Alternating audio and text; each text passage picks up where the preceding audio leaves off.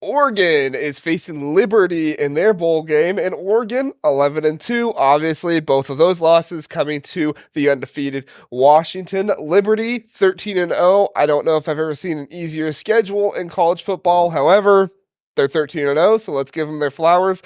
This is going to be a big one. Bo Nix is playing in this game. He said on Instagram, one more, really wants to get out there, plays for teammates.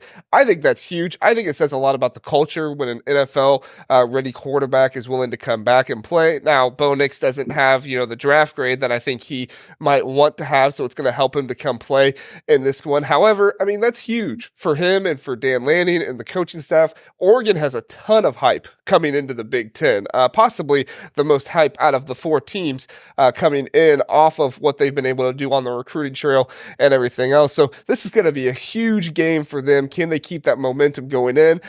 Jordan, what are some of your thoughts on Oregon versus Liberty? I think the reason that Bo Nix is playing is because he knows he's going to be able to put up some numbers and some good tape for the NFL in this game. Yep. Because, no offense to Liberty, like you said, they're 13-0. That's not easy no matter who you are. But they're way outmatched in this game. I think Oregon's second string would walk through this game, and I think that's why the point total is the way it is. I think Oregon, barring massive injuries and a downpour of some kind of monsoon, is really going to walk through this game. I just think they're the more physical. I think they're the more talented team. Now Liberty's going to come out. I mean, Jamie Chadwell is a good offensive mind, and his offenses are a little different. And they're a little scheme. It's a different scheme to look at. But Dan Lanning's an amazing defensive coach, and he's going to be able to take advantage of that. And I think Bo Nix doesn't play in this game if he thinks it's any chance it's going to hurt his draft stock. And I just think he knows, hey, I'm going to come out here and put up 354 touchdowns and sit down in the third quarter and relax. I agree. What do you think, Rajiv? Yeah, I mean, look, I think I appreciate the fact that a team like Liberty gets an opportunity to play in the New Year's Six Bowl like this. I think I like the fact that the FCS is not the FCS, but the Group of Five, non-Power Five, the Group of Five conferences get that, so that's fine. With Oregon's minus 17 here, I'm laying the points and taking Oregon. Come on, man. I'm sorry. I might alt line it to 21.5 or something even. Yeah, I mean, most of the year, Oregon was one of the best teams in the country, and I think almost a favorite at most of the time for the football playoff. And had they made the CFP, I think they could have done some real damage. And I think if they were in Washington spot, they would beat Texas. That's how I actually really like Oregon. I think they're a great team. Just talk about experience and Bo Nix. You're talking about a Liberty team that hasn't faced a real team all season, and now they're going up against arguably the best quarterback in college football. Yeah, Oregon wins big, and I think it's close. Honestly, I think this is one of those times where the Group of Five get a little bit embarrassed because Liberty's just not the team to do it. Congrats to them; they had a fantastic season, and I'm not trying to take that away from them. But this game, Bo Nix, the wide receivers they have in Franklin and Johnson, I'm sorry, these guys are going to run all over them. It's not even going to be fun to watch, honestly. It's just this is one of the worst Group of Five teams in the New Year's Six that we've seen since they started doing it. It just really is. I mean, look at who they played. They haven't played anybody.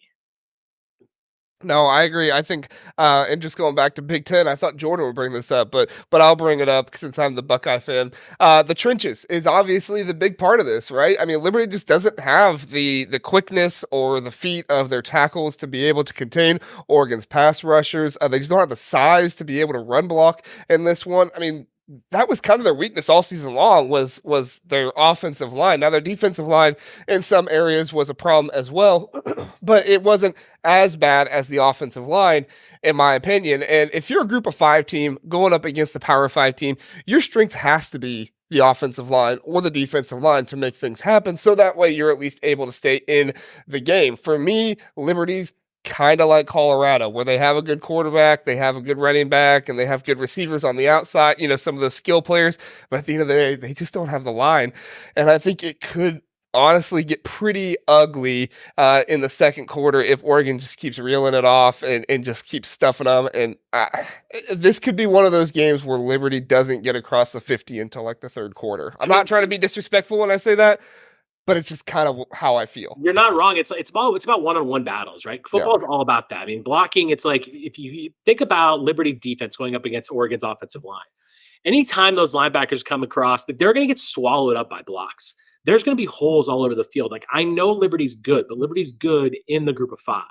They're not good. If they were in the Big Ten, I mean, maybe they win the Big Ten West because the Big Ten West is horrific. But no, there's no way they score on Iowa. There's no way they score on Iowa. But I just feel like those guys are going to get swallowed up. And those one-on-one battles, you're not winning them against Oregon. Most teams in America aren't winning them against Oregon, let alone Liberty. Yeah, I mean, these group of 5 teams, when they stay in these games, in these New Year's 6 games, they generally have a game-breaking player, an NFL-type player on the defensive side that can make a play. I just don't think that name is there. Like, JR, you mentioned a few of the offensive weapons. They have some nice talent on offense. I just don't think there's anything on the defensive side that's going to slow Oregon down. I mean, Oregon scored 60 against bad teams this year, and I don't think they get to 60, but 45 is probably pretty easy in this game. When they get to like 80 against Portland State or something like that. Yeah. So it's probably not going to be there. But I mean, I just look at this and I say the combination of Dan Lanning loving to run the score up, Bo Nix wanting to improve his draft stock, all of this going together, encapsulating this game. I hate it for Liberty. You look at last year, because that's what everybody's going to say, right? They're going to be watching this video saying, well, look at Tulane and USC last year. And it's like, well, look at USC this year. They're 7-5. They stink, and Caleb Williams is amazing. And Tulane's better than Liberty. I mean, exactly. Like Tulane had the offensive line and the defensive line to compete with bad defensive lines and offensive lines in USC. But that's not the case here. Oregon has a pretty good, I wouldn't say pretty good. They have a good offensive line and a good defensive line by Power 5 standards. So they're going to be able to really wreak havoc for Liberty, and it's not going to be pretty. This is not a game where you want the offensive-minded coach that can do something tricky and make something weird happen. This is where you want the defensive line and the offensive line, and to me, it's just not close. So, all right. So we all agree Oregon's going to win this one, and the trenches and the difference. Yep. Turn it off at halftime.